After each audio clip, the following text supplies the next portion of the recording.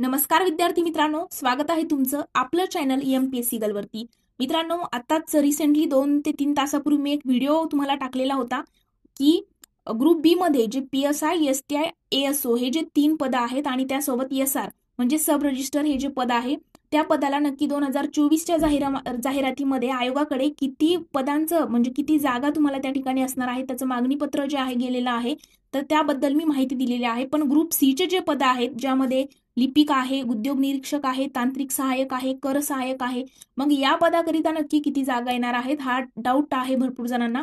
तर आपण या व्हिडिओमध्ये जे आहे डिस्कस करणार आहोत की आयोगाकडे लिपिक, उद्योग निरीक्षक, तांत्रिक सहाय्यक आणि कर सहाय्यक पदाच्या किती जागांचं मागणी पत्र गेलेलं आहे। तर मित्रांनो, जर तुम्ही चॅनलवरती पहिल्यांदा आले असाल तर चॅनलला सबस्क्राईब करून बेल आयकॉनवर देखील प्रेस करायला विसरू नका, जेणेकरून अशीच महत्त्वपूर्ण माहिती आणि एमपीएससी रिलेटेड सगळे अपडेट्स तुमच्यापर्यंत लवकरात लवकर पोहोचेल। चला तर मित्रांनो, आपण आजच्या व्हिडिओला सुरुवात करूया। तर बघा, तुमचं पहिलं पद आहे लिपिक। मित्रांनो, लिपिकच्या तब्बल 725 जागांसाठी मागणी पत्र आयोगाकडे गेलेलं आहे।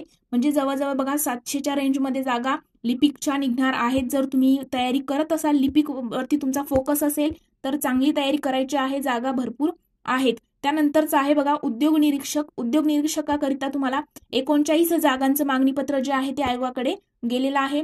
तांत्रिक सहाय्यक या पदाचं 4 जागांचं मागणी पत्र जे आहे आयोगाकडे गेलेलं आहे। नंतरचं तुमचं पद जे आहे ते आहे कर सहाय्यक। आता कर सहाय्यक पदाला आहे डाऊट या ठिकाणी, कर सहाय्यक पदाकरिता नक्की किती जागा आहेत वगैरे ह्या गोष्टींचं मागणी पत्र जे आहे आयोगाकडे अद्यापही पोहोचलेलं नाही।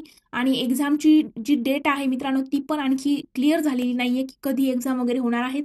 पण ह्या बाकीचे जे पोस्ट आहेत, लिपिक असेल, त्यानंतर उद्योग निरीक्षक असेल, तांत्रिक सहाय्यक असेल, अशा टोटल पदांचे जे मागणी पत्र आहेत आयोगाकडे गेलेले आहे। मात्र कर सहाय्यकचा अजून काही अपडेट्स नाहीये।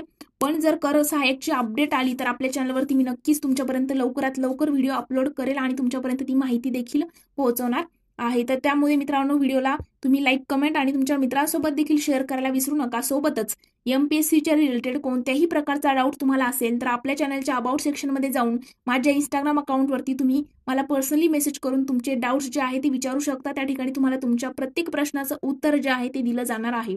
तर आज आपण इथेच थांबूया। Thank you so much.